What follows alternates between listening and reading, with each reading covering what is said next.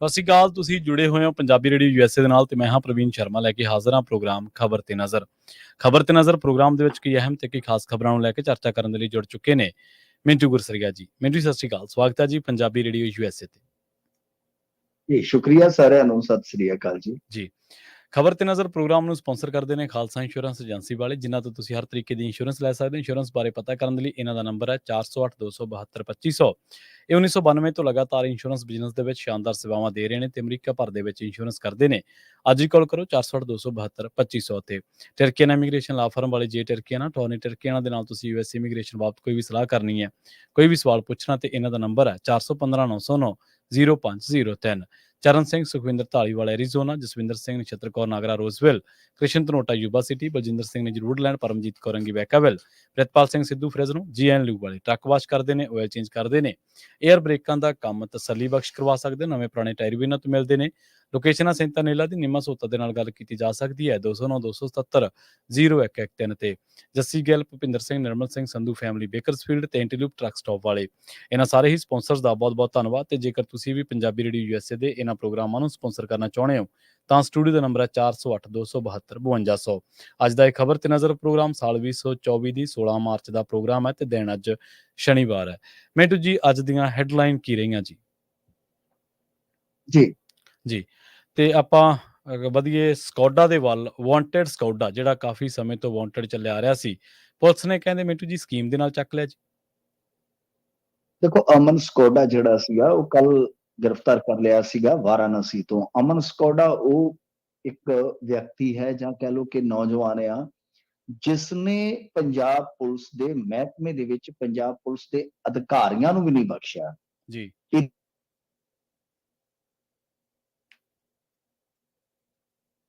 ਜੀ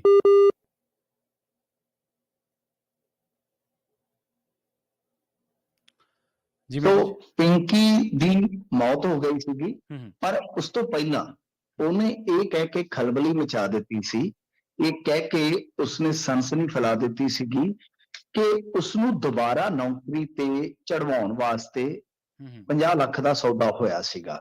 ਉਹ ਮਾਮਲਾ ਬਹੁਤ ਹੀ ਭਖਿਆ ਸੀਗਾ। ਇਸ ਤੋਂ ਇਲਾਵਾ ਇਸ ਬੰਦੇ ਤੇ ਦਰਜਨਾਂ ਮੁਕੱਦਮੇ, ਲਗਭਗ 3 ਦਰਜਨ ਦੇ ਕਰੀਬ ਮੁਕੱਦਮੇ ਜਿਹੜੇ ਆ ਉਹ ਚੱਲਦੇ ਸਨ।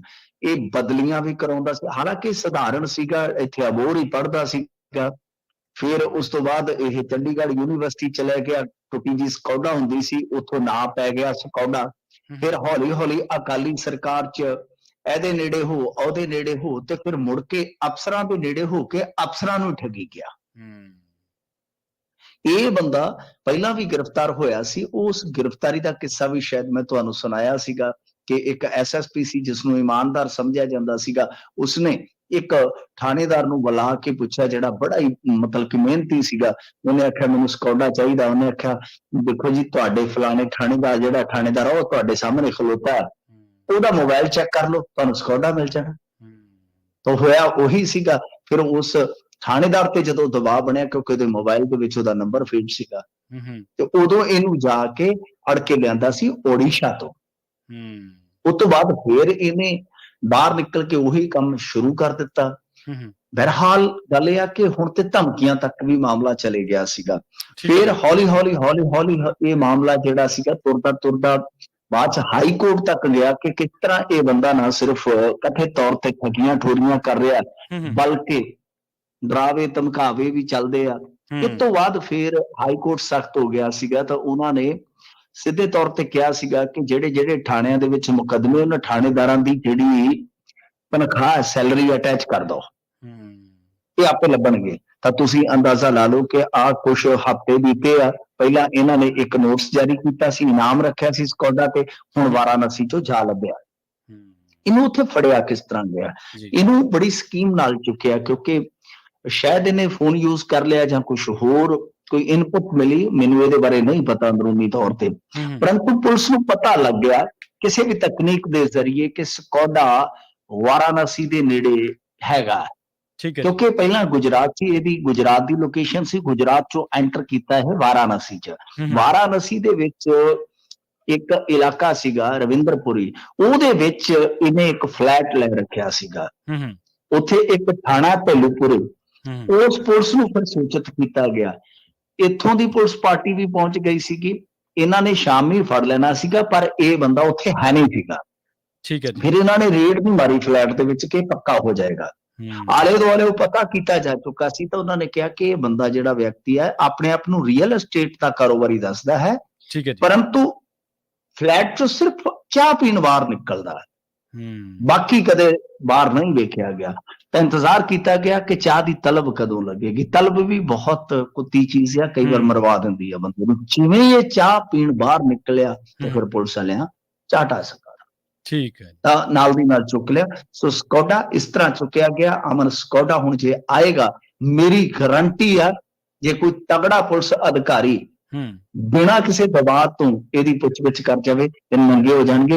ADGP ਪੱਧਰ ਤੱਕ ਦੇ ਵੀ ਅਧਿਕਾਰੀ ਉਹਦੇ ਚ ਸ਼ਾਮਲ ਹੋ ਸਕਦੇ।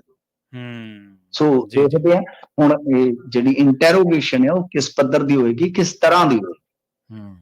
ਬਿਲਕੁਲ ਪੰਡਿਤ ਜੀ, ਤੁਹਾਨੂੰ ਯਾਦ ਹੀ ਹੋਣਾ 2017-18 ਦੇ ਵਿੱਚ ਇਹਦੇ ਕਾਰਨਾਮੇ, ਇਹਦੇ ਕਿੱਸੇ ਬੜੇ ਮਸ਼ਹੂਰ ਹੁੰਦੇ ਸੀ। ਉਦੋਂ ਵੀ ਆਪਾਂ ਰੇਡੀਓ ਤੇ ਖਬਰਾਂ ਸਾਂਝੀਆਂ ਕਰਦੇ ਹੁੰਦੇ ਸੀ ਸਕੋਡਾ ਦੇ ਬਾਰੇ। ਨਹੀਂ ਜੀ, ਮੈਂ ਤੇ ਬਹੁਤ ਚਿਰ ਤੋਂ ਜਾਣਦਾ ਉਹਨੂੰ, ਮੈਂ ਛੋਟੇ ਹੁੰਦੇ ਨੂੰ ਜਾਣਦਾ ਜਦੋਂ ਛੋਟਾ ਸੀਗਾ। ਇਹਦੇ ਕਾਰਨਾਮੇ ਏਦਾਂ ਦੇ ਮੇਰੇ ਕੁਝ ਆਪਣੇ ਦੋਸਤ ਸੀ, ਉਹਨਾਂ ਦੇ ਬਹੁਤ ਨੇੜੂ ਸੀਗਾ ਤੇ ਅਸੀਂ ਤੇ ਜਾਣਦੇ ਸੀ ਇਹਨੂੰ। ਪਰ ਇਹ ਬੰਦਾ ਬਹੁਤ ਚਾਲੂ ਬੰਦਾ ਹੈ, ਮਤਲਬ ਕਿ ਜੇ ਕਿਤੇ ਫਸ ਗਿਆ ਉੱਥੇ ਪੈਸੇ ਦੇ ਕੇ ਨਿਕਲ ਜਾਣਾ ਹੈ। ਜੇ ਕੋਈ ਬੰਦਾ ਹੈ ਉਹਨੂੰ ਅੰਕਲ ਅੰਕਲ ਕਰਕੇ ਵਰਚਾ ਲੈਣਾ। ਬਹੁਤ ਤੇਜ਼ ਤਰਾਰ ਆਦਮੀ ਆ ਇਹ ਤੇ ਇੱਕ ਬੰਦੇ ਦੀ ਹੁਣ ਇੱਕ ਪੁਲਿਸ ਅਫਸਰ ਦੀ ਕਾਰ ਦੇ ਵਿੱਚ ਰਹਿੰਦਾ ਰਿਹਾ ਬਹੁਤ ਚਿਰ, ਜਦੋਂ ਇਹ ਵਾਂਟਡ ਰਿਹਾ ਜੀ। ਤੇ ਜ਼ਖਮੀ ਨੌਜਵਾਨ ਜਿਹੜਾ ਪ੍ਰਿਤਪਾਲ ਹੋਇਆ ਸੀ, ਜਿਸ ਦਿਨ ਹਰਿਆਣਾ ਪੁਲਿਸ ਨੇ ਲਾਠੀਚਾਰਜ ਕੀਤਾ ਸੀਗਾ ਕਿਸਾਨਾਂ ਦੇ ਉੱਤੇ, ਉਹਨੇ ਹੁਣ ਬਿਆਨ ਦਰਜ ਕਰਵਾਇਆ ਜੀ। ਦੇਖੋ, ਇਹ ਪ੍ਰੀਤਪਾਲ ਹੈ ਇਹਦਾ ਨਾਮ ਵੈਸੇ ਐਕਚੁਅਲ। ਅੱਛਾ, ਗੱਲ ਇਹ ਆ ਕਿ ਇਹ ਜਿਹੜੇ ਬਿਆਨ ਦਰਜ ਹੋਏ ਆ ਨਾ, ਪਹਿਲਾਂ ਉਸ ਤੋਂ ਹਾਈ ਕੋਰਟ 'ਚ ਸੁਣਵਾਈ ਹੋਈ ਸੀਗੀ। ਹਾਈ ਕੋਰਟ ਦੇ ਵਿੱਚ ਜਾ ਕੇ ਇੱਕ ਮੈਡੀਕਲ ਰਿਪੋਰਟ PTI ਰੋਹਤਕ ਵਾਲਿਆਂ ਨੇ ਦੱਸੀ ਜਾਂ ਕਹਿ ਲਓ ਰੱਖੀ, ਤਾਂ ਇੱਕ ਜਿਹੜੀ ਰਿਪੋਰਟ ਸੀਗੀ ਉਹ ਦਿੱਤੀ ਜਾ ਕੇ PGI ਚੰਡੀਗੜ੍ਹ ਵਾਲਿਆਂ ਨੇ। ਦੋਵਾਂ ਮੈਡੀਕਲ ਰਿਪੋਰਟਾਂ ਦੇ ਵਿੱਚ ਜੋ ਬਲੰਟ ਫ੍ਰੈਕਚਰ ਜਾਂ ਇਸ ਤਰ੍ਹਾਂ ਦੇ ਹੁੰਦੇ ਆ, ਉਹ ਸੱਟਾਂ ਦੇ ਮਤਲਬ ਕਿ ਨਿਸ਼ਾਨ ਪਾਏ ਗਏ, ਉਹਨਾਂ ਦੀ ਤਸਦੀਕ ਹੋਈ ਵਗੈਰਾ ਵਗੈਰਾ। ਫਿਰ ਉਸ ਤੋਂ ਬਾਅਦ ਹਾਈ ਕੋਰਟ ਨੇ ਹੁਕਮ ਦਿੱਤੇ ਸਨ ਕਿ ਭਾਈ ਤੁਸੀਂ ਜਾ ਕੇ ਤੇ ਜਿਹੜੇ ਬਿਆਨਾਤ ਆ ਉਹ ਦਰਜ ਕਰੋ। ਹੁਣ ਜਦੋਂ ਬਿਆਨ ਦਰਜ ਹੋਏ ਆ, ਉਸ ਤੋਂ ਬਾਅਦ ਕਾਰਵਾਈ ਜਿਹੜੀ ਆ ਉਹ ਗਾਂ ਵਧਣੀ ਹੁੰਦੀ ਹੈ, ਤੁਹਾਨੂੰ ਪਤਾ ਹੀ ਹੈ ਵੀ ਅਸਰ ਕਿ ਹੁਣ ਦੋਸ਼ ਪ੍ਰਿਤਪਾਲ ਨੇ ਇਹ ਲਾਇਆ ਕਿ ਹਰਿਆਣਾ ਪੁਲਿਸ ਨੇ ਪੰਜਾਬ ਦੀ ਹਦੂਦ ਅੰਦਰੋਂ ਚੁੱਕ ਕੇ ਬੇਰਹਿਮੀ ਨਾਲ ਉਸਨੂੰ ਕੁੱਟਿਆ। ਇਹ ਇੱਕ ਵੱਡੀ ਗੱਲ ਹੈ। ਸੋ ਗੱਲ ਇਹ ਆ ਕਿ ਇਸ ਮਾਮਲੇ ਦੇ ਵਿੱਚ ਜੇ ਤੁਸੀਂ ਦੇਖੋਗੇ ਤੇ ਬੋਰੀ ਚ ਪਾ ਕੇ ਕੁੱਟਣ ਦਾ ਉਸਨੇ ਬਿਆਨ ਦਿੱਤਾ ਹੈ, ਜਿਹੜੀ ਕਿ ਪਹਿਲਾਂ ਹੀ ਖਬਰ ਆ ਗਈ ਸੀ। ਠੀਕ ਹੈ ਜੀ। ਦੂਜੇ ਪਾਸੇ ਹਰਿਆਣਾ ਵੱਲੋਂ ਪੇਸ਼ ਹੋਏ ਜਿਹੜੇ ਵਧੀਕ ਐਡਵੋਕੇਟ ਜਨਰਲ ਹੈ ਦੀਪਕ ਸਬਰਵਾਲ, ਉਹਨਾਂ ਨੇ ਕਿਹਾ ਕਿ ਜੀਂਦ ਜ਼ਿਲ੍ਹੇ ਦੇ ਗੜੀ ਥਾਣੇ ਦੇ ਵਿੱਚ ਦਰਜ FIR ਵਿੱਚ 8 ਪੁਲਿਸ ਵਾਲਿਆਂ ਨੇ ਬਿਆਨ ਦਿੱਤਾ ਹੈ ਕਿ ਖਨੌਰੀ ਬਾਰਡਰ ਤੇ ਹਰਿਆਣਾ ਪੁਲਿਸ ਤੇ ਹਮਲੇ ਲਈ ਪ੍ਰਿਤਪਾਲ ਨੇ ਹੀ ਉਕਸਾਇਆ ਸੀ। ਇੱਥੇ ਵੀ ਪ੍ਰਿਤਪਾਲ ਲਿਖ ਰਹੇ ਆ, ਪਰ ਐਕਚੁਅਲ ਜਿਹਦਾ ਨਾਮ ਪ੍ਰੀਤਪਾਲ ਆ। ਮੈਂ ਇਹਦਾ ਆਧਾਰ ਕਾਰਡ ਵੇਖਿਆ ਸੀਗਾ ਜਿਸ ਦਿਨ ਪਹਿਲਾਂ ਮਤਲਬ ਕਿ ਜ਼ਖਮੀ ਹੋਇਆ, ਤੇ ਚਲੋ ਅਸੀਂ ਸਭ ਤੋਂ ਪਹਿਲਾਂ ਆਪਣੇ ਕੋਲ ਵੀ ਆਇਆ ਸੀਗਾ ਮਾਮਲਾ, ਉਸ ਤੋਂ ਬਾਅਦ ਆਵਾਜ਼ ਚੁੱਕੀ ਤੇ ਇਹ ਮੁੰਡਾ ਚਲੋ ਬਚ ਗਿਆ ਉਹਦਾ। ਠੀਕ ਆ, ਪ੍ਰਮਾਤਮਾ ਇਹਨੂੰ ਸਿਹਤਯਾਬ ਕਰੇ। ਹੁਣ ਦੇਖੋ ਗੱਲ ਇਹ ਆ ਕਿ ਪ੍ਰੀਤਪਾਲ ਜਿਹੜੀ ਗੱਲ ਕਹਿ ਰਿਹਾ, ਉਹ ਕਹਿ ਰਿਹਾ ਕਿ ਮੈਨੂੰ ਇੱਥੇ ਚੁੱਕਿਆ। ਹਰਿਆਣੇ ਵਾਲੇ ਕੀ ਕਹਿ ਰਹੇ ਆ, ਉਹ ਉਲਟਾ ਇਹਨੂੰ ਦੋਸ਼ੀ ਬਣਾ ਰਹੇ ਆ ਕਿ ਜੋ ਜ਼ਖਮੀ ਹੋਏ ਹਿੰਸਕ ਝੜਪ ਦੇ ਵਿੱਚ ਹਰਿਆਣਾ ਪੁਲਿਸ ਵਾਲੇ, ਇਸ ਬੰਦੇ ਨੇ ਹੀ ਭੜਕਾਹਟ ਪੈਦਾ ਕੀਤੀ। ਯਾਨੀ ਫਿਰ ਗੱਲ ਤੇ ਉੱਥੇ ਆ ਗਈ ਹੈ ਨਾ। ਪਹਿਲਾਂ ਕਹਿੰਦੇ ਸੀ ਨਹੀਂ ਨਹੀਂ ਪ੍ਰੀਤਪਾਲ ਤੇ ਕੋਈ FIR ਨਹੀਂ ਹੈ, ਹੁਣ ਤੇ ਉਹਨੂੰ ਸਿੱਧੇ ਤੌਰ ਤੇ ਬਹੁਤ ਵੱਡਾ ਦੋਸ਼ੀ ਬਣਾਇਆ ਜਾ ਰਿਹਾ। ਇਹ ਕਮਾਲ ਦੀ ਗੱਲ। ਮੈਂ ਤੁਹਾਨੂੰ ਆਹੀ ਗੱਲ ਵਾਰ-ਵਾਰ ਕਹਿੰਦਾ ਸੀਗਾ ਕਿ ਪੀੜਤ ਤੇ ਯਕੀਨ ਕਰੋਗੇ ਕਿ ਜਾਂ ਮੁਲਜ਼ਮ ਤੇ ਯਕੀਨ ਕੀਤਾ ਜਾਏਗਾ। ਤਾਂ ਹੁਣ ਪੰਜਾਬ ਸਰਕਾਰ ਨੂੰ ਸਥਿਤੀ ਸਪਸ਼ਟ ਕਰਨ ਵਾਸਤੇ ਹਾਈ ਕੋਰਟ ਨੇ ਕਿਹਾ। ਤੇ ਜੇ ਹੁਣ ਪੰਜਾਬ ਸਰਕਾਰ, ਕਿਉਂਕਿ ਦੇਖੋ ਗੇਮ ਪੰਜਾਬ ਸਰਕਾਰ ਦੇ ਤਾਲੇ 'ਚ ਆ, ਪੰਜਾਬ ਸਰਕਾਰ ਜਾ ਕੇ ਜੇ ਆਪਣੀ ਸਥਿਤੀ ਸਪਸ਼ਟ ਕਰ ਦਿੰਦੀ ਆ ਕਿ ਵਾਕਿਆ ਸਾਡੀ ਹਦੂਦ ਚੋਂ ਚੁੱਕਿਆ ਗਿਆ, ਕਿਉਂਕਿ ਇਹਨਾਂ ਦੇ ਕੋਲ ਤੇ ਸਬੂਤ ਵੀ ਹੋਣਗੇ ਤੇ ਪ੍ਰਮਾਣ ਦੇ ਵੀ ਸਕਦੇ ਆ, ਚੀਜ਼ ਨੂੰ ਤਸਦੀਕ ਵੀ ਕਰ ਸਕਦੇ ਆ। ਸੋ ਗੱਲ ਇਹ ਆ ਕਿ ਜੇਕਰ ਇਹ ਸਾਬਤ ਕਰ ਦਿੰਦੇ ਆ ਤੇ ਹਰਿਆਣਾ ਉੱਥੇ ਹਾਈ ਕੋਰਟ 'ਚ ਝੂਠਾ ਪੈ ਜਾਏਗਾ। ਜੇ ਝੂਠਾ ਪੈ ਜਾਏਗਾ ਫਿਰ ਕਸੂਤਾ ਹੋ ਜਾਏਗਾ ਕੰਮ। ਤਾਂ ਕੁੱਲ ਮਿਲਾ ਕੇ ਗੱਲ ਇੱਥੇ ਜੇ ਆ ਕੇ ਖੜ ਗਈ ਆ ਕਿ ਹਰਿਆਣਾ ਪੁਲਿਸ ਤੇ ਇਹਨੂੰ ਦੋਸ਼ੀ ਬਣਾ ਰਹੀ ਹੈ। ਚਲੋ ਜੇ ਕਿਸੇ ਨੇ ਭੀੜ ਲਈ ਮਤਲਬ ਕਿ ਹਿੰਸਾ ਲਈ ਭੀੜ ਨੂੰ ਉਕਸਾਇਆ ਵੀ ਆ, ਫਰਜ਼ ਕਰੋ, ਤਾਂ ਉਹਦੇ ਤੇ ਮੁਕੱਦਮਾ ਕੀਤਾ ਜਾਂਦਾ ਹੁੰਦਾ ਹੈ, ਉਹਦੇ ਤੇ ਕੇਸ ਬਣਦਾ ਹੁੰਦਾ ਹੈ, ਉਹਨੂੰ ਕੁੱਟਿਆ ਨਹੀਂ ਪਰ ਇਹ ਨਹੀਂ ਹੈ ਕਿ ਬੋਰੀ ਚ ਪਾ ਕੇ ਉਸਨੂੰ ਮਰਨਾਊ ਕਰ ਦਿੱਤਾ ਜਾਂਦਾ ਹੈ। ਸੋ ਗੱਲ ਇਹ ਹੈ ਕਿ ਜੇਕਰ ਕੋਈ ਬੰਦਾ ਕਿਸੇ ਕਿਸਮ ਦਾ ਕੋਈ ਉਕਸਾਹਟ ਪੈਦਾ ਕਰਦਾ, ਭੜਕਾਹਟ ਪੈਦਾ ਕਰਦਾ, ਹਿੰਸਾ ਵਾਸਤੇ ਪ੍ਰੇਰਨਾ ਦਿੰਦਾ, ਪ੍ਰੇਰਿਤ ਕਰਦਾ, ਤਾਂ ਗੱਲ ਇਹ ਹੈ ਕਿ ਉਹਦੇ ਤੇ ਮੁਕੱਦਮਾ ਕਰੋ ਨਾ। ਤੁਹਾਨੂੰ ਕਿਸਨੇ ਅਧਿਕਾਰ ਦਿੱਤਾ ਹੈ ਕਿ ਇੱਕ ਨੌਜਵਾਨ ਨੂੰ ਥਾਂ ਥਾਂ ਤੋਂ ਤੋੜ ਕੱਟੋ, ਉਹਨੂੰ ਇੰਨਾ ਕੁੱਟੋ ਕਿ ਉਹ ਮੌਤ ਦੇ ਮੂੰਹ 'ਚ ਜਾ ਪਵੇ, ਉਹਦੀ ਸੋਝ ਹੋਣ ਲੱਗੀ ਆ। ਇੰਨੇ ਦਿਨ ਹੋ ਗਏ ਨੇ ਪੀਜੀਆਈ 'ਚ ਇਲਾਜ ਚੱਲਦੇ ਆ। ਸੋ ਗੱਲ ਇਹ ਆ ਕਿ ਇਹ ਬੇਰਹਿਮੀ ਸੀ, ਇਹ ਬੇਕਿਰਕੀ ਸੀਗੀ, ਇਹ ਗੁੱਸਾ ਸੀ, ਨਫ਼ਰਤ ਸੀ, ਚਿੜ ਸੀ। ਖੈਰ ਦੇਖੋ ਅੱਗੇ ਕੀ ਬਣਦਾ। ਗੇਂਦ ਜਿਹੜੀ ਆ ਪੰਜਾਬ ਸਰਕਾਰ ਦੇ ਪਾਲੇ 'ਚ ਆ। ਤੇ ਉਧਰ ਜਿਹੜੇ ਰਾਜਨੀਤੀ ਨੂੰ ਕਦੇ ਦੋਜ਼ਖ ਦੱਸਦੇ ਹੁੰਦੇ ਸੀ, ਹੰਸਰਾਜ ਹੰਸ ਵੈਸੇ ਦਿੱਲੀੋਂ ਜਿੱਤ ਵੀ ਗਏ ਸੀ, ਉਹਨਾਂ ਲਈ ਟਿਕਟ ਦਾ ਰਾਹ ਮਿੰਟੂ ਜੀ ਔਖਾ ਹੋ ਗਿਆ। ਟਿਕਟ ਦਾ ਰਾਹ ਇਉਂ ਔਖਾ ਹੈ ਨਾ ਕਿ ਹੁਣ ਦੇਖੋ ਉੱਥੋਂ ਕੱਟੀ ਗਈ ਆ ਟਿਕਟ ਦਿੱਲੀ ਚੋਂ। ਜਦੋਂ ਦਿੱਲੀ ਤੋਂ ਟਿਕਟ ਕੱਟੀ ਗਈ ਹੈ ਤਾਂ ਉਹਦੇ ਕਾਰਨ ਤਾਂ ਹੋਣਗੇ ਨਾ। ਐਵੇਂ ਥੋੜੀ RSS ਜਾਂ ਭਾਰਤੀ ਜਨਤਾ ਪਾਰਟੀ ਇਹਨਾਂ ਦੀ ਜਿਹੜੀ ਮਤਲਬ ਕਿ ਹੈਗੀ ਆ ਟੀਮ, ਥਿੰਕ ਟੈਂਕ ਜਾਂ ਸਕਰੀਨਿੰਗ ਕਮੇਟੀ, ਉਹ ਵੈਸੇ ਥੋੜੀ ਟਿਕਟ ਐਵੇਂ ਅੰਦਾਜ਼ਿਆਂ ਨਾਲ ਥੋੜੀ ਟਿਕਟ ਕੱਟ ਦਿੰਦੇ ਨੇ। ਕੋਈ ਗੱਲ ਤੇ ਹੋਊਗੀ, ਗੱਲ ਤੇ ਜ਼ਰੂਰ ਹੋਊਗੀ। ਗੱਲ ਇਹ ਕਿ ਹੰਸਰਾਜ ਹੰਸ ਟੋਪ ਜਿਹਾ ਪਾ ਕੇ ਕਦੇ ਇੱਧਰ ਚਲੇ ਗਿਆ, ਕਦੇ ਉੱਧਰ ਚਲੇ ਗਿਆ। ਇਹ ਤੇ ਐਲਾਨੀਆਂ, ਹੰਸਰਾਜ ਹੰਸ ਨੇ ਤੇ ਐਲਾਨੀਆਂ ਆਖਿਆ ਕਿ ਮੈਂ ਤੇ ਸੀਪ ਲਾਉਣੀ ਸੀ, ਬਸ ਲਾਤੀ ਆ। ਆਖਿਆ ਨਹੀਂ ਬਿਲਕੁਲ। 2009 ਚ ਜਦੋਂ ਹਾਰ ਗਿਆ ਹੰਸਰਾਜ ਹੰਸ, ਹਾਰ ਗਿਆ ਤੇ ਉਸ ਤੋਂ ਬਾਅਦ ਇਸਨੇ ਜੋ ਰਾਜਨੀਤੀ ਬਾਰੇ ਬੋਲਿਆ ਵਾਤਾਵਰਨ, ਉਸ ਤੋਂ ਬਾਅਦ ਵੀ ਇਹਦੇ ਅੰਦਰ ਰਾਜਨੀਤੀ ਵਾਲਾ ਕੀੜਾ ਜਿਹੜਾ ਉਹ ਉਛਲ ਕੂਦ ਤੇ ਕਰਦਾ ਹੀ ਰਿਹਾ ਨਾ। ਟਾਲੀਆਂ ਚੋਂ ਨਿਕਲ ਕੇ ਕਾਂਗਰਸ ਚ ਕੀ ਲੈਣ ਗਿਆ ਸੀ, ਮੈਂ ਤੁਹਾਨੂੰ ਦੱਸਦਾ। ਇਹ ਗਿਆ ਸੀ ਰਾਜ ਸਭਾ ਵਾਸਤੇ। ਅਮਰਿੰਦਰ ਸਿੰਘ ਨੇ ਆਖਿਆ, ਉਹਨੇ ਆ ਜਾ ਤੈਨੂੰ ਰਾਜ ਸਭਾ ਚ ਭੇਜ ਦਿੰਦੇ ਆ। ਹੋਇਆ ਕਿ ਉਧਰ ਖੜੇ ਸੀਗੇ ਪ੍ਰਤਾਪ ਸਿੰਘ ਬਾਜਵਾ ਤੇ ਦੁੱਲੂ, ਉਹ ਕਹਿੰਦੇ ਆ ਜਾ ਤੈਨੂੰ ਭੇਜਦੇ ਆ ਰਾਜ ਸਭਾ ਚ। ਇਹ ਅੜ ਗਏ। ਇਹਨਾਂ ਨੇ ਆਖਿਆ ਕਿ ਬਈ ਅਸੀਂ ਤੇ ਦੁੱਲੂ ਨੂੰ ਭੇਜਾਂਗੇ। ਇਹ ਜਦੋਂ ਪਾਉਣ ਆਈ ਉਦੋਂ ਘਬਰਾਹਟ ਆ ਗਿਆ, ਇਹਨੂੰ ਘਬਰਾਟੇ ਹੋਣ ਲੱਗ ਪਏ। ਜਦੋਂ ਉਹਨਾਂ ਨੇ ਮਤਲਬ ਕਿ ਇਹਨੂੰ ਬੇਇੱਜ਼ਤ ਕੀਤਾ, ਜਲੀਲ ਕੀਤਾ ਕਿ ਬਈ ਅਸੀਂ ਨਹੀਂ ਇਹਨੂੰ ਭੇਜਣਾ, ਇਹਦਾ ਕੀ ਪਤਾ। ਅੱਜ ਇੱਥੇ ਯਾਰ ਮੇਰਾ ਤਿਤਲੀਆਂ ਵਰਗਾ। ਤਾਂ ਗੱਲ ਇਹ ਆ ਕਿ ਉਸ ਤੋਂ ਬਾਅਦ ਫਿਰ ਇਹਨੇ ਦੋਜ਼ਖ ਦੱਸਿਆ ਜਾਂ ਕੁਝ ਵੀ ਦੱਸਿਆ, ਦੱਸੀ ਜਾਵੇ, ਪਰ ਉਸੇ ਰਾਜਨੀਤੀ ਚੋਂ ਫਿਰ ਇਹਨੂੰ ਮੈਂਬਰ ਪਾਰਲੀਮੈਂਟ ਬਣਨ ਦਾ ਸੁਪਨਾ ਜਿਹੜਾ ਪੂਰਾ ਹੁੰਦਾ ਦਿਖਾਈ ਦਿੱਤਾ। ਖੁਦ ਮੰਨਿਆ ਹੰਸਰਾਜ ਹੰਸ, ਨਰਿੰਦਰ ਮੋਦੀ ਨੇ 1 ਰੁਪਈਆ ਨਹੀਂ ਲੱਗਣ ਦਿੱਤਾ, ਕਹਿੰਦਾ ਇਲੈਕਸ਼ਨ ਮੇਰਾ। ਨਰਿੰਦਰ ਮੋਦੀ ਲੈ ਕੇ ਸੀ ਨੇ ਕਿਹਾ ਹੰਸ ਸਾਹਿਬ ਆਓ ਦਿੱਲੀ ਤੋਂ ਇਲੈਕਸ਼ਨ ਲੜਾਵਾਂਗੇ, ਜਿਤਾਵਾਂਗੇ, ਤੇ ਸਾਰੀ ਟੀਮ ਨੂੰ ਕਹਤਾ ਕਿ ਹੰਸ ਦਾ 1 ਰੁਪਈਆ ਨਹੀਂ ਲੱਗਣਾ ਚਾਹੀਦਾ। ਜੇ ਤੁਹਾਨੂੰ ਬਿਨਾਂ ਕਿਸੇ ਗੱਲੋਂ ਯਾਰ ਬੰਦਿਆਂ ਨੇ ਬਣਾ ਹੀ ਦਿੱਤਾ ਜੀ, ਤੁਸੀਂ ਆਪਣਾ ਫਰਜ਼ ਤੇ ਨਿਭਾਓ ਨਾ, ਫਰਜ਼ ਤੇ ਨਿਭਾਓ। ਵੈਸੇ ਤੇ ਗੱਲ ਇਹ ਹੈ ਕਿ ਉੱਤਰ ਪੱਛਮੀ ਦਿੱਲੀ ਦਾ ਇੱਕ ਜਿਹੜਾ ਤੁਸੀਂ ਦੇਖੋਗੇ ਟ੍ਰੈਂਡ ਦੇਖੋਗੇ, ਇਹ ਸੀਟ ਜਿਹੜੀ ਸੀਗੀ ਨਾ ਉਹ 2008 ਦੀ ਹੱਦਬੰਦੀ ਤੋਂ ਬਾਅਦ ਹੋਂਦ ਚ ਆਈ ਸੀਗੀ। 9 ਚ ਇੱਥੇ ਪਹਿਲੀ ਵਾਰ ਕਾਂਗਰਸ ਦੀ ਕ੍ਰਿਸ਼ਨਾ ਤੀਰਥ ਜੇਤੂ ਰਹੇ ਸਨ। ਇਸ ਤੋਂ ਬਾਅਦ 2014 ਦੀ ਭਾਜਪਾ ਦੀ ਟਿਕਟ ਤੇ ਉਦਿਤ ਰਾਜ ਜਿੱਤ ਕੇ ਸੰਸਦ ਚ ਪਹੁੰਚੇ ਤੇ 19 ਚ ਹੰਸਰਾਜ ਮੈਦਾਨ ਚ ਉਤਾਰਿਆ। ਪਰ ਹੁਣ 2024 ਚ ਇਹਨਾਂ ਨੇ ਆਪਣਾ ਉਮੀਦਵਾਰ ਬਦਲ ਲਿਆ। ਭਾਵ ਜੇ ਭਾਜਪਾ ਦੀ ਜਿੱਤ ਹੁੰਦੀ ਹੈ ਤਾਂ ਫਿਰ ਨਵਾਂ ਚਿਹਰਾ ਹੀ ਆਏਗਾ। ਮਤਲਬ ਕਿ ਉੱਥੋਂ ਦਾ ਟ੍ਰੈਂਡ ਵੇਖੋ ਕਿ ਹਰੇਕ ਵਾਰ ਨਵਾਂ ਹੀ ਚਿਹਰਾ ਉੱਥੋਂ ਜਿੱਤਦਾ। ਟ੍ਰੈਂਡ ਵੀ ਇਹ ਕਹਿੰਦਾ। ਕਈ ਵਾਰ ਟ੍ਰੈਂਡ ਨੂੰ ਵੀ ਮੱਦੇ ਨਜ਼ਰ ਰੱਖਿਆ ਜਾਂਦਾ ਕਿ ਇੱਥੋਂ ਦੇ ਵੋਟਰ ਦੀ ਤਬੀਅਤ ਕੈਫੀਅਤ ਕੀ ਆ। ਸੋ ਕਹਿਣ ਦਾ ਮਤਲਬ ਇਹ ਆ ਕਿ ਹੰਸਰਾਜ ਹੰਸ ਆ ਜਿਹੜੇ ਉਹ ਉੱਥੇ ਆਪਣੇ ਇਲਾਕੇ 'ਚ ਆਪਣੇ ਹਲਕੇ 'ਚ ਉਹ ਕੁਝ ਨਹੀਂ ਕਰ ਸਕੇ ਜੋ ਦਰਕਾਰ ਸੀ। ਸੋ ਉਹਨਾਂ ਨੇ ਬਦਲ ਦਿੱਤਾ। ਪਰ ਜਿਹੜਾ ਬੰਦਾ ਆਪਣੇ ਹਲਕੇ 'ਚ ਕੰਮ ਨਹੀਂ ਕਰ ਸਕਿਆ ਉਹਨੂੰ ਦੂਸਰੇ ਹਲਕੇ 'ਚ ਪੰਜਾਬ 'ਚ ਜਲੰਧਰ 'ਚ ਜਾਂ ਹੁਸ਼ਿਆਰਪੁਰ 'ਚ ਕੌਣ ਸਵੀਕਾਰ ਕਰੇਗਾ। ਜਲੰਧਰ ਤੋਂ ਪਹਿਲਾਂ ਇਲੈਕਸ਼ਨ ਹਾਰ ਚੁੱਕਿਆ।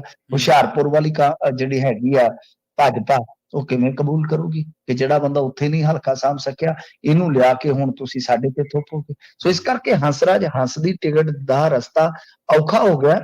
ਬਾਕੀ ਪਤਾ ਨਹੀਂ ਹੈ। ਵੈਸੇ ਤੇ ਦੱਸਦੇ ਆ ਕਿ ਜਿਹੜੀ ਦਰਗਾਹ ਦਾ ਬਣਿਆ ਚੇਅਰਮੈਨ ਟਰਸਟ ਦਾ, ਹੂੰ ਉਹਦੇ ਵਿੱਚ ਇੱਕ ਪਾਸੇ ਇਹਨੇ ਵੰਡ ਕਰਕੇ ਤੇ ਆਪਦੀ ਆਲੀਸ਼ਾਨ ਰਿਹਾਇਸ਼ ਬਣਾ ਲਈ ਆ। ਮੈਨੂੰ ਲੱਗਦਾ ਵਾਜਾ ਚੁੱਕ ਕੇ ਹੰਸਰਾਜ ਹੰਸ ਨੇ ਆਪਦਾ ਪੱਕਾ ਪ੍ਰਬੰਧ ਕਰ ਲਿਆ ਕਿ ਉੱਥੇ ਬਹਿ ਕੇ ਰਿਆਜ਼ ਕਰਿਆ ਕਰੇਗਾ। ਜੀ। ਤੇ ਮਿੰਟੂ ਜੀ, ਅਗਲੀ ਖਬਰ ਦੇ ਵੱਲ ਵਧੀਆ ਗੱਲ ਕਰੀਏ ਰੇਰਾ ਮਾਮਲੇ ਦੀ। ਇਹ ਮਾਮਲਾ ਹੁਣ ਹਾਈ ਕੋਰਟ ਦੇ ਵਿੱਚ ਹੈ ਜੀ। ਦੇਖੋ, ਰੇਰਾ ਮਾਮਲਾ ਕੀ ਹੈ ਕਿ ਰੇਰਾ ਬਹੁਤ ਜ਼ਬਰਦਸਤ ਕਮਾਈ ਕਰਨ ਵਾਲੀ ਇੱਕ ਸੰਸਥਾ ਹੈ ਪੰਜਾਬ ਸਰਕਾਰ ਦੀ, ਜੀ। ਠੀਕ ਹੈ ਨਾ ਜੀ। ਇਹਨੂੰ ਕਹਿੰਦੇ ਆ real estate regulatory authority. Real estate ਤਾਂ ਸਮਝ ਲਓ ਕਿ ਜ਼ੀਰਕਪੁਰ, ਮੋਹਾਲੀ ਸਭ ਪ੍ਰੋਜੈਕਟ ਇਹਦੇ ਅਧੀਨ ਹੈ। ਤਾਂ ਗੱਲ ਇਹ ਆ ਕਿ ਹੁੰਦਾ ਕੀ ਆ, ਇੱਕ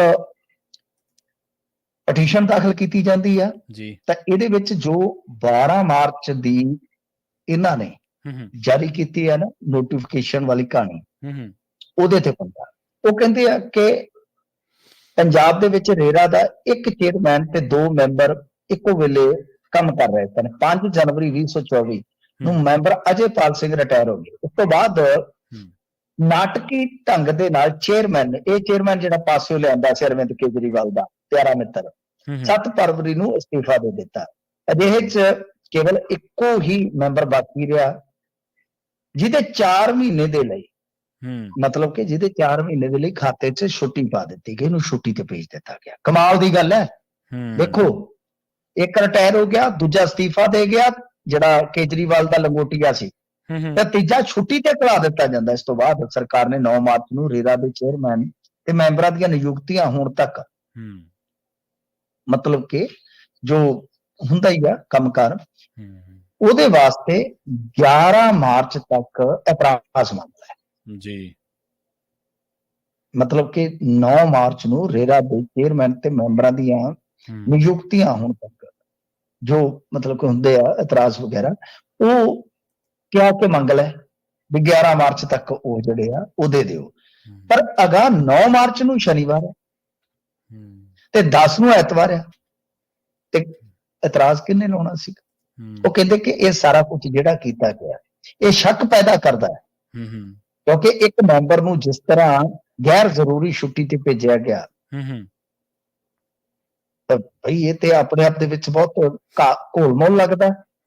ਜਦਕਿ ਉਹ ਕਹਿੰਦੇ ਕਿ 2022 ਦੇ ਵਿੱਚ ਜਦ ਰੇਰਾ ਦਾ ਇੱਕ ਹੀ ਮੈਂਬਰ ਸੀ ਤਾਂ ਸਰਕਾਰ ਨੇ ਉਹਦੇ ਤੋਂ ਰੇਰਾ ਦੀਆਂ ਸ਼ਕਤੀਆਂ ਜਿਹੜੀਆਂ ਸੀਗੀਆਂ ਨਾ ਦਿੱਤੀਆਂ ਸੀਗੀਆਂ, ਮਤਲਬ ਕਿ ਇੱਕ ਵੀ ਕੰਮ ਕਰਦਾ ਰਿਹਾ। ਤਾਂ ਹਾਈ ਕੋਰਟ ਨੇ ਇਸ ਮਾਮਲੇ ਦੇ ਵਿੱਚ ਪੰਜਾਬ ਸਰਕਾਰ ਨੂੰ ਸਵਾਲਾਂ ਦੇ ਘੇਰੇ ਦੇ ਵਿੱਚ ਖੜਾ ਕਰਦੇ ਹੋਏ ਹੁਣ ਰੇਰਾ ਨਾਲ ਜਿਹੜੀਆਂ ਮਤਲਬ ਕਿ ਸ਼ਕਤੀਆਂ ਜਿਹੜੀਆਂ ਨੇ, ਪੁੜਾ ਦਾ ਚੀਫ ਐਡਮਿਨਿਸਟ੍ਰੇਟਰ ਜੋ ਵੀ ਹੁੰਦਾ, ਤਾਂ ਉਹਦੇ ਤੇ ਜਿਹੜਾ ਇੱਕ ਨੋਟੀਫਿਕੇਸ਼ਨ ਹੋਇਆ, ਇੱਕ ਤੇ ਉਹਦੇ ਤੇ ਸਟੇ ਕਰ ਦਿੱਤਾ, ਨਾਲ ਹੀ ਸੈਂਟਰ ਤੋਂ, ਪੰਜਾਬ ਗਵਰਨਮੈਂਟ ਤੋਂ ਤੇ ਜਾਂ ਦੂਸਰੀਆਂ ਜਿਹੜੀਆਂ ਪਾਰਟੀਆਂ ਉਹਨਾਂ ਸਾਰਿਆਂ ਤੋਂ ਜਵਾਬ ਮੰਗ ਲਿਆ। ਹਿਸਾਬ ਲਾ ਲਓ ਕੀ ਚੱਲ ਰਿਹਾ। ਜੀ ਜੀ, ਕੀ ਚੱਲ ਰਿਹਾ ਹੈ? ਇਹ ਪੰਜਾਬ ਦੀ ਗਵਰਨੈਂਸ ਦੇਖੋ ਤੁਸੀਂ, ਇਹ ਤੇ ਝੁੱਡੂ ਬਣਾਈ ਬੈਠੇ ਨੇ ਸਾਰੇ ਲੋਕਾਂ ਨੂੰ। ਆ ਤੁਹਾਡੇ ਸਾਹਮਣੇ ਆ ਗਵਰਨੈਂਸ ਦਾ ਮਾਡਲ ਦੇਖੋ ਇਹਨਾਂ ਦਾ। ਹਾਲਾਂਕਿ ਮੈਂ ਤਕਨੀਕੀ ਤੌਰ ਤੇ ਮਤਲਬ ਕਿ ਜੋ ਅੰਗਰੇਜ਼ੀ ਦੇ ਵਿੱਚ ਪਟੀਸ਼ਨ ਦਾ ਹੈ ਸਾਰਾ ਗਰਾਊਂਡ ਨੂੰ ਪੰਜਾਬੀ ਚ ਲੱਥ ਕੇ ਤੁਹਾਨੂੰ ਸਮਝਾਇਆ ਕਿ ਕਿਸ ਤਰ੍ਹਾਂ ਇੱਕ ਮੈਂਬਰ ਨੂੰ ਛੁੱਟੀ ਤੇ ਭੇਜ ਕੇ ਮੁੜ ਕੇ ਮਤਲਬ ਕਿ ਨਿਯੁਕਤੀਆਂ ਵਾਸਤੇ ਕਿਸ ਤਰ੍ਹਾਂ ਇਹ ਤੈਅ ਕੀਤਾ ਜਾਂਦਾ 2 ਦਿਨ ਦਾ ਸਮਾਂ ਤੇ ਵਿੱਚ 2 ਸ਼ਨੀ ਅਤੇ ਐਤਵਾਰ। ਇਹ ਕਮਾਲ ਦੀਆਂ ਗੱਲਾਂ ਨੇ। ਕੀ ਕੀਤਾ ਜਾ ਰਿਹਾ ਰੇਰਾ ਚ? ਐਸਾ ਕੀ ਸੀ ਕਿ ਅਸਤੀਫਾ ਦੇ ਕੇ ਚੇਅਰਮੈਨ ਭੱਜਿਆ? ਕੀ ਸੀਗਾ?